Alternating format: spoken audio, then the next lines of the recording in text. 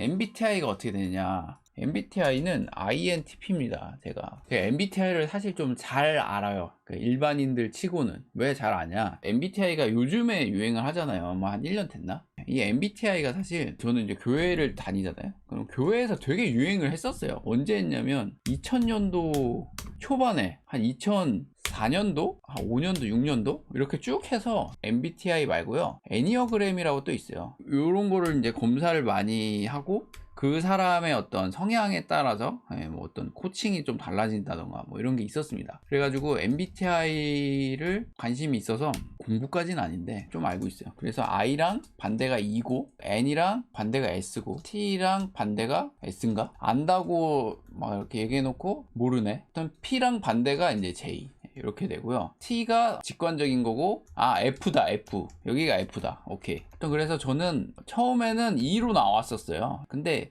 이게 보면은 I가 내향적, 그리고 E가 외향이거든요. 외향인데, 이거는 제가 좀 조작을 했던 것 같아요. 그러니까 사람의 좀 원하는 이상형이 있잖아요. 내가 원하는 이상형. 그러니까 저는 뭔가 대중들 앞에서 되게 좀 리더십도 있고 좀 뭐랄까 말도 잘하고 친화력이 있는 이런 사람이 되고 싶어 했었던 것 같아요. 그래서 어거지로 제가 좀 이적인 성향을 개발을 하고 막 그랬던 것 같은데, 근데 저는 천상 완전 I예요. 완전.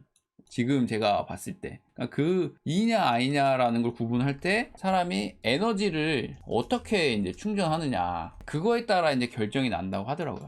그런 식으로 따지면 무조건 저는 I예요. 왜냐면 아내랑도 같이 있으면 힘들어요. 그러니까 에너지가 달아요. 좀 그래도 가장 편한 사람인데 아내랑 있으면, 근데 저는 이제 혼자 있는 게 되게 중요해요. 그래서 꼭 혼자서 안 쉬면 뭐랄까 계속 에너지가 빠져나가요. 너무 힘들어요. 그래서 밖에서 뭐 친구들 만나거나 이러면 재밌죠. 재미도 있고. 그리고 이런 방송하고 뭐 이런 게 재미가 있는데, 이게 끝나고 나면은 저는 이제 반드시 혼자서 쉬어야 돼요. 안 그러면은 굉장히 신경질적으로 변해요. 너무 힘들어요. 그래서 나는 100% 내향이구나 이제. 그 다음에 N이랑 S가 있는데, N이 아마 직관일 거예요. S가 직관의 반대인데 감각인가? 뭐였더라? 생각이 안 나네. 잘한다 그러놓고 잘 몰라. 하여튼 그런데 애는 이제 직관적이라 그래서 그런 거 있잖아요. 한번 보면 왠지 이럴 것 같은데 뭐 이런 느낌이 있잖아요. 느낌이라 그럴까? 딱 보면 이제 직관적으로 이게 되는지 안 되는지 이런 게 보이고, 어떤 사람이구나 라는 게 이제 보이는 타입, 이런 게 이제 직관이라고 하는데, 저도 이제 N 성향이 강해요. 그러니까 저는 다 좀 강한데 N이 되게 강해요.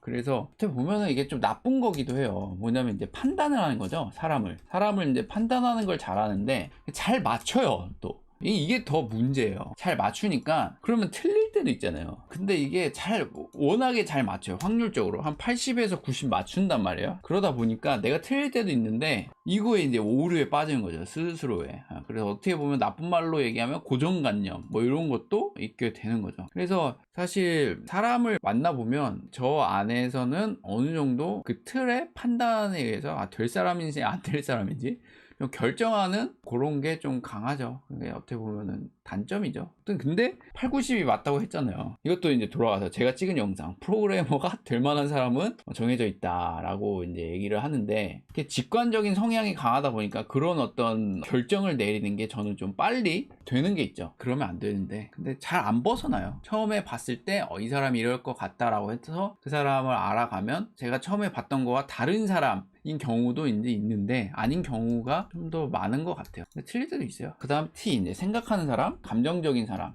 저는 이제 사고에 좀 많이 가까운 것 같아요. 그렇다고 해서 감정이 없냐? 유일하게 저는 좀 섞인 거. 여기는 내향이 되게 강하고 직관적인 게 되게 강하고요. 여기가 좀 섞였어요. 저는 되게 감정적이기도 해요. 사고도 많고. 근데 이게 사고하는 거는 저를 봤을 때 타고난 건 감정적인 것 같아요. 그러니까 제가 도마뱀을 키웠는데 도마뱀이 죽었어요. 그리고 강아지 키우다가 한 하루인가 이틀 키우고 강아지가 집을 나갔어. 그러면 막 너무 막 눈물이 많았어요. 잘 울고. 그래서 아버지가 뭐 사내 자식이 뭐 이렇게 우냐 막 이랬거든요. 그래서 되게 감정적인 사람인 것 같아요. 저도 그게 보면은 유튜브 광고 보면 막 어린아이들이 힘들어하고 초록우산 막 이런 거, 그럼 막 이제 눈물이 나요. 저 애기 얼마나 힘들까. 그래서 후원을 신청을 해요. 그래서 되게 감정적인 사람인데 T는 굉장히 훈련으로 발달을 해버렸어요. 그래서 T가 더 강해요. 왜 그러냐? 요거는 제가 왜 T가 발달하게 됐냐면 집이 어려웠습니다.